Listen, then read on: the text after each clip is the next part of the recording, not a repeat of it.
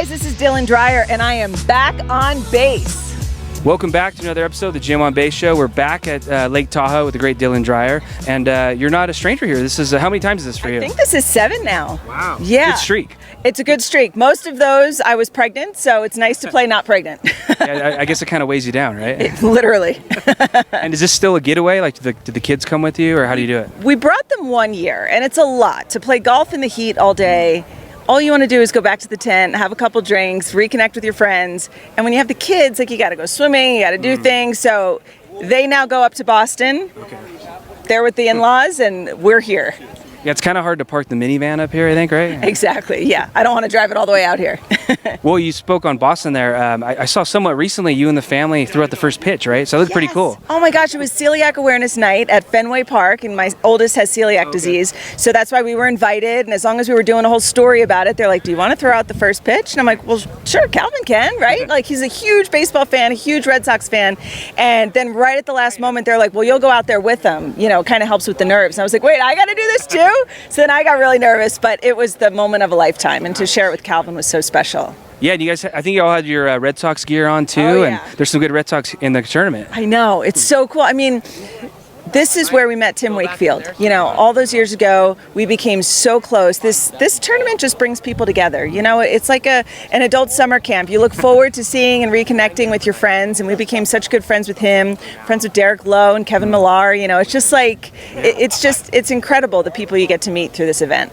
I always try to describe it to people, and you really can't. Like, you can't replicate this vibe anywhere, really. It's weird. You know, it's athletes who are just like all-stars, right? Like, just the best of the best athletes. Then you have all the celebrities, the comedians, you have Larry the Cable Guy, you have Ray Romano, you know, like just this whole group that comes together and jives together, because we're all here for one thing. We think we're good at golf. We think we have a chance to like outdo ourselves year after year, and we're all just not that great, you know, those of us in the bottom, you know, bottom 80. And so it's just fun. We're all kind of trying to do the same thing out here. Yeah. It's kind of like the Academy Awards, the ESPYs, and the Grammys. It's incredible, right? And then I represent the Today Show, which I'm so honored to be able to do. Well, I was wondering, was it kind of surreal for you to work with someone like Al Roker's? Like, I imagine, did you kind of grow up watching him, and now you're working with him or friends with him? Yeah, and it's, you know, when I first started at the Today Show, I didn't like go in, here I am, you know, look at me. It was, let me learn from the greats in this business. And Al Roker, of course, was one of them. And it took me, you know, maybe 2 years before we started our friendship, right? Because he doesn't know who I am. I'm coming in to say, do I want to take his job? You know, like, no, I really wanted to learn from him. And I think when he realized, I looked at him as a mentor, and then we became just such good friends. He is just one of my favorite people on the planet. I love learning from him. I love working with him. I love calling him a friend. And he's just like, he's my favorite. The great Al Roker.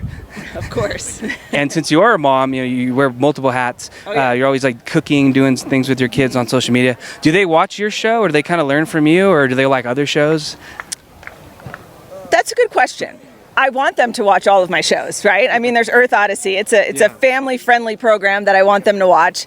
I'm not sure they're always watching Mommy, but they know what I do. They know when I travel for work, it's fun. If Mommy's not home, they can turn on the TV and see where I am. You know, it's really special to be able to share my job in that way with them. But yeah, I mean, I think they see their mom as a hardworking person, someone who loves meeting people, being at events like this. And, you know, they say you can't do it all, but you can try. And I feel like that's what I'm trying to do. I'm out here. I don't have a great golf game, but I'm putting myself out there because I love it. And I want them and other moms to see, you know, you don't have to be the best at something to try it. If you have a hobby, go for it and try it. Your kids will look up to you for just trying.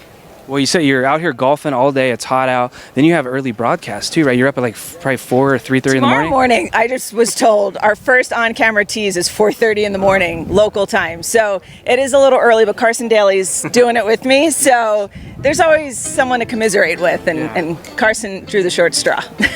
We'll have just a couple of drinks tonight. Get to bed early. Yes, that's and the plan. Thanks for coming on. It's always great to see you. It's nice to see you too. Till next year. Yeah, till next year.